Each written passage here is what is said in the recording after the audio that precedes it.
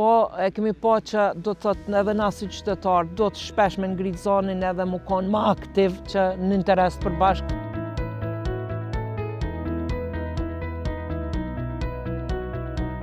Jam Elmihane Malësio, jam drejtoreshe e ndikosit nga Qanik.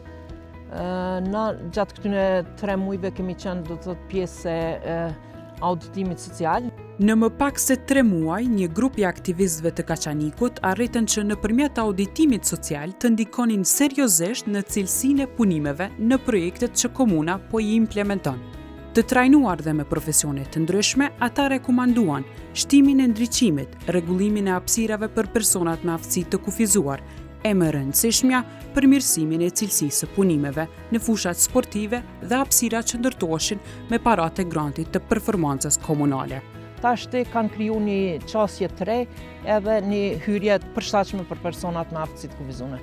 Në një punë intensive, ku përfshin vizitat në terren, mbikëqyrja direkte e projekteve e deri tek kontrollimi në detaje i secilit dokument, grupi i auditimit social në Kaçanik hartoi 22 rekomandime konkrete për komunën e Kaçanikut.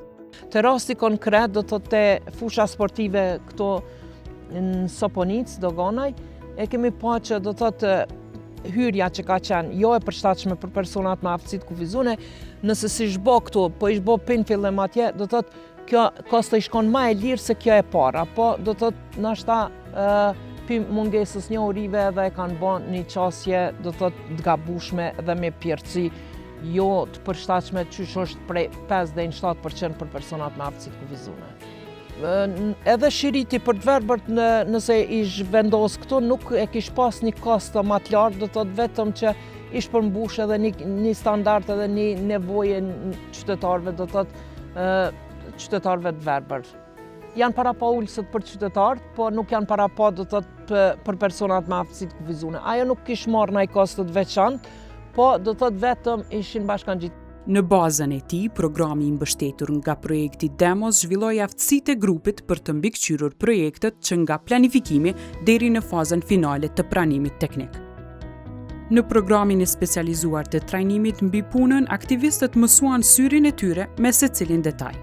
Po edhe i kemi mësu do të thotë që shkojnë hartimet e do të thotë projekteve, do të thotë që më konë zonë i fuqishëm direkt në komunë për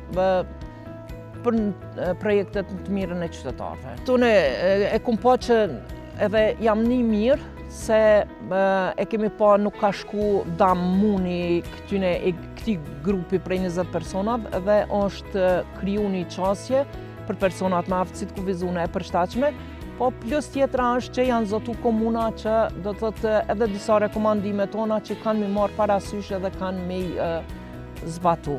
Siç janë lodrat e qasshme për fëmijët me aftësi të kufizuar, edhe parkingjet e rezervuara për personat me aftësi të kufizuar, edhe ulësët për familjare do të thotë për të qasshme për personat me aftësi të kufizuar. Nëse për disa është nashta për neve është veç si kërkesë, po kjo nuk do të thotë qasja për personat me aftësi të kufizuar, për këta është nevojë edhe është e drejtë.